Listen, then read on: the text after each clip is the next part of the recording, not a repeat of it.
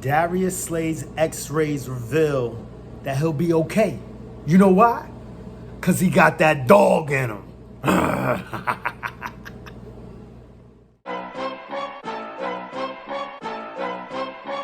Can you smell what the flock is cooking? Bro, we cooking up so much over here today. We're going to take all of this and put it in your flock pots and burst it to the top, man. We cooking up adversity. No. You know what? We cooking up same energy AJ. You know what?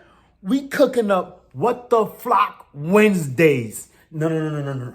We cooking up Howie Potter waving his magic wand, busting the stupid dope moves, my man. How E busting the stupid dope moves. We cooking up. Oh yeah, what else? We gonna cook up feathers to the Hurts haters. Yeah, we got all that, you know what? But before all of that, let's keep the maniac thing. Please like and subscribe if you about that fly equals fly. And drop a comment in the box if you flying with the flock. Let's go. Nope, let's fly. Like we do all the time, around this time, at this time. But before we get into all of that, all into your flock pots and all that, for my flockitos and flockitas, my flockers and flockettes. You know, we got stuff. Oh no, let's not forget the mama flockers and papa flockers and all that.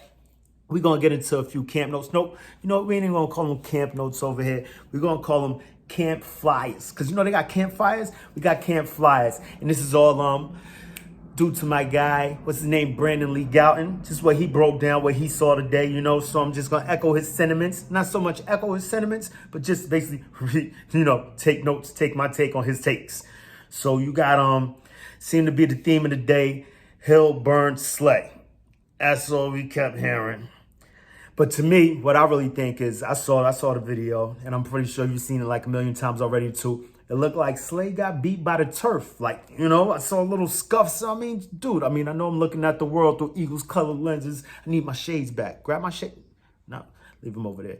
But my eagle eye saw all the scuffs, the divots in the grass, you know what I mean? And I saw my man come up a little, like he skipped. You could see exactly where his foot planted.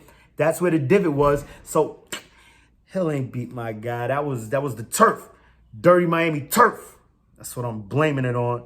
Then what else we had down there? We had a Miami D lineman tried to beef with Beef Jergy. And my man Beef Jergy held his own. He was standing his ground. So no haps there. Then Grant Calcaterra's back in practice. Heard he was having a few good connections. Then fight, Eagles, fight. Yeah, fight broke out. I heard it was something. First, I heard it was something with Landon Dickerson. Then I heard it was Lane Johnson, whatever the case may be. I even heard A.J. Brown got in there, so, things got a little, what's the word of the day? It got a little chippy, like my man Styles P says, So, it's like 50 said also, it's hot outside. It's a good enough reason, because that also seemed to be another theme of the day.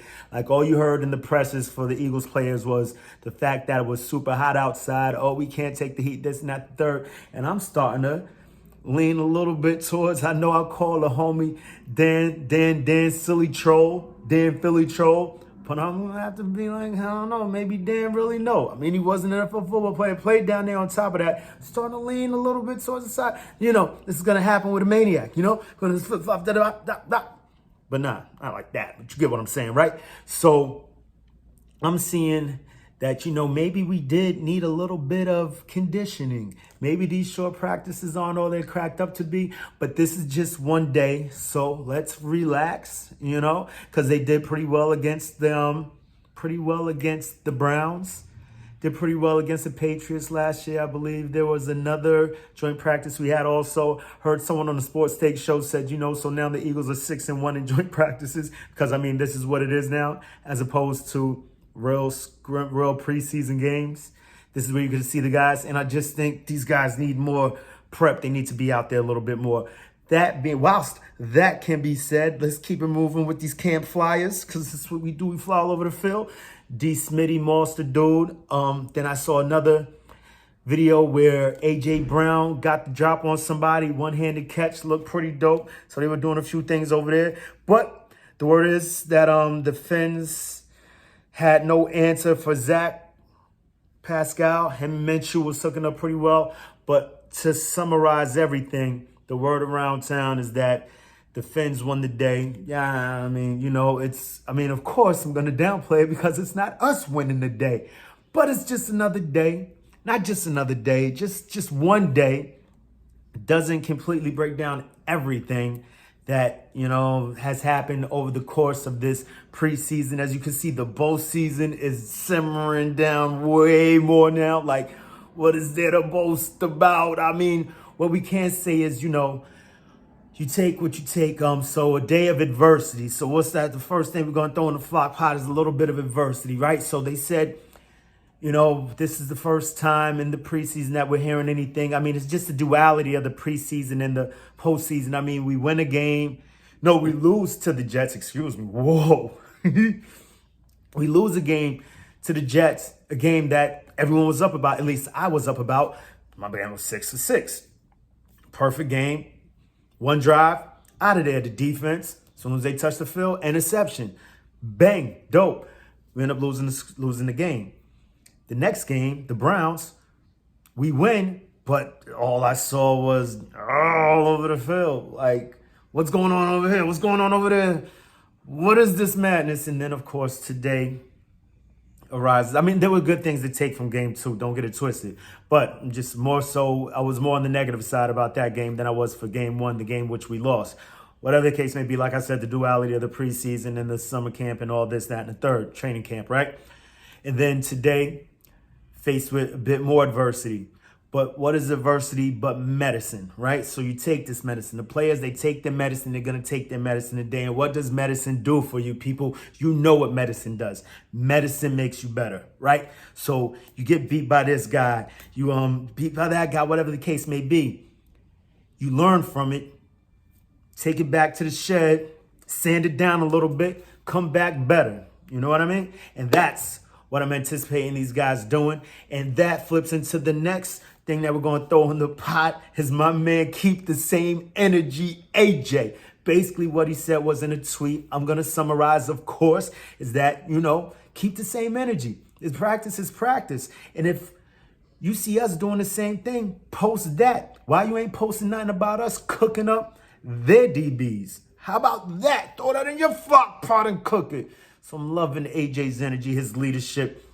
Just hope this carries on into the regular season because he's having none of it. Like I said, AJ was even a part of the scuffle today. One of the receivers in there, you love to see one of your receivers, not a diva, getting in there like, ugh. Yeah, so I'm loving that. And then what else we throwing in the pot? We got a little bit of Howie Potter waving his wand. Howie busting the stupid dope moves. Don't call him Howie no more, call him Howie. Like I said.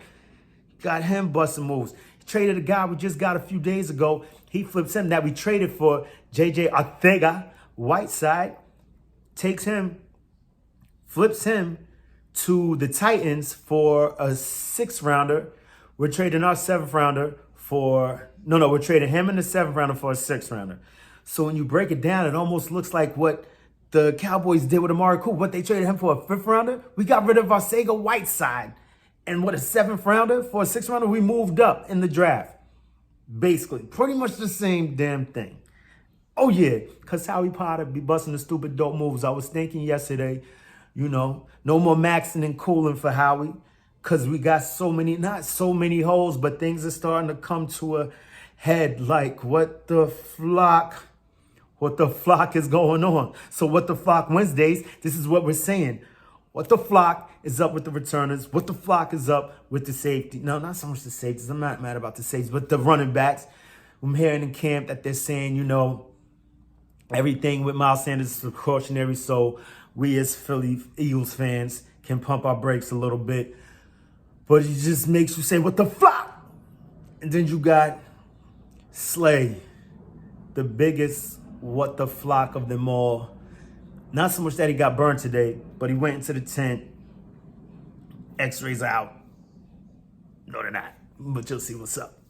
And then, so that was a big what the flock. And another what the flock that's got me bugging out is Davon Taylor. I'm hearing all of this talk about Davon Taylor getting traded. I mean, not so much from, the organization, but from other content creators and other people in the Eagles universe. Like Davon, come on, man. You guys saw it last season. He had one bag. He had a bad game. I believe it was against the Raiders, and he came back and completely annihilated the Broncos. Like, let that man get his feet up under him and, let things simmer and, come to where they are.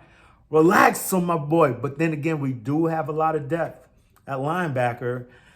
So, I wouldn't be opposed to a trade per se, maybe because what we saw today in camp, while the Fins were allegedly burning us, Slay was down, Bradbury wasn't in there. I heard Josh Jobe didn't participate. So we were, and I believe Zach didn't participate either. Don't quote me on that. Whatever the case may be, they were going up against pretty much, I hate to say it like this, but a lame Slay and a bunch of backups, to their credit, Wilder wasn't in there for them either. So whatever we call it, a wash. But Tyreek Hill was just on fire like that Miami Heat today that we need to be able to contend with. But like I said, this is just something, not so much a step in the right direction, but sometimes you need to take a step back to go 2 steps forwards. You know how that goes, and all that. What else we got? What the Phlock for 6? He did that. Oh yeah, and back to Howie Potter waving the wand. I was thinking earlier, he gets a lot of grief for, of course, the Rager move, and not so much Andre Dillard, but he was a first, so you got these 2 first rounders who are not starters, and more than likely you want your first rounders to be starters, correct, right? But then he goes around and grabs someone like a Jordan Mailata in the 7th, a Kes Watkins in the 6th, two both who you can possibly say are first round talents. Maybe not Kes, maybe more of a second round talent, but we're going to see some things this year. At least, back to the bowl season. Calm down. But, I'm thinking there are big things ahead for Kes Watkins, and we've already seen what Jordan Mailata's done. He should have been a Pro Bowler last year. If not last year, then definitely this year we will see that all come to fruition. And that's just more of Howie Potter waving his wand. Yeah, Howie busting the stupid dumb moves. My man's a wizard, dude. But last but not least, we got feathers for the Hurts haters. Feathers for the Hurts haters. Because today, you know what? Let me break it down for y'all. Dear Hurts haters, today is a day that the Lord has made. Just for you and you alone. A day that you can say, Hurts sucks. Or things like, Hurts no good. Things of that ilk. But just always know, Hurts hater, the sun shines on a hater's hills also. So stand there in that sun till your hills burn and your feet fall off. And you run away with your hating ass and get the fuck out of here. Sincerely, the Eagle Maniac. And that was just another feather for the haters. Get the fuck out of here. Hate these haters. With that being said, this concludes another rundown in the mind of the maniac in the Eagle universe. But until next time, you know what we got, man. We got questions for you, NFL. We got questions for you, NFC. But most notably and most importantly, we got questions for you, NFC East. What you gonna do when Eagle Mania runs wild on you? Wait, hold up. Before we go, speaking of the NFC East, man, I don't even feel right saying this, man, but dogs, the wee men are down bad, man. I heard someone else went down in camp today, and then I heard Barry Brooks breaking down the amount of people. Like, it's the numbers are crazy. I knew this the other day. There were like 6 offensive linemen down.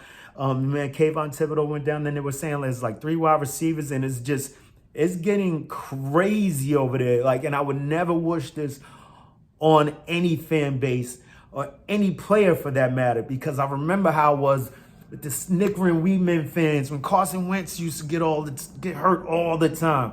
These dudes would be like, how dare, like, I understand the hate between, fandoms and all of that, but laughing at a man get hurt. And I feel it's real karmatic because you saw how, I would hate to say that this correlates in any way because I just don't like that energy, but they giving off that energy, and then you haven't seen Saquon Barkley finish a season since. You know what I mean? And now just pause on and pause on. So Eagles fans, please, please do not laugh at them in their time of hurt. Keep it together. But just, they suck. We could survive with that. Come on, dude. When was the last time they saw a season, a game, a day above 500 in the last 5 years? Let that be your respite. And with that said, we out of here. Get the flock out of here. Snap. I forgot to tell y'all, your boy Philly Mike checking out the Eagle Maniac. What? You kidding me? He said I'm going to be on the show. He ain't say that. But a maniac can dream, right?